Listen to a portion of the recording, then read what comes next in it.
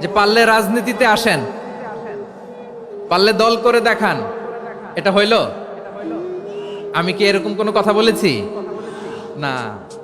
আমি একজন মুফাসসিরে কোরআন, আমি একজন আলেম, এর বাইরেও আমার সবচেয়ে বড় পরিচয় আম আ সিটিজেন অফ বাংলাদেশ।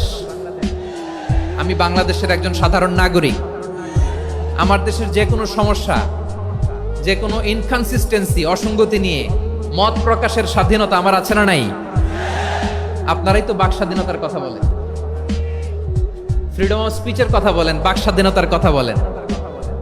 আপনারাই যদি আবার কোন মন্তব্যের কারণে বলেন যে রাজনীতির মাঠে আসেন, দল করেন, দেখি কতটুকু পারেন, এটা ঠিক হবে না।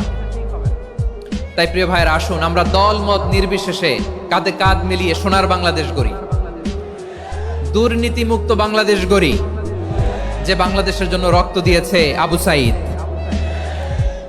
যে নতুন ভোরের বাংলাদেশের জন্য রক্ত দিয়েছে মুগ্ধরা, যে নতুন বাংলাদেশের জন্য রক্ত ঝরিয়েছে 24-এর যে গণ অভ্যুত্থানের প্রত্যেকটি শহীদের। আওয়াজ করে বলেন ঠিক কিনা?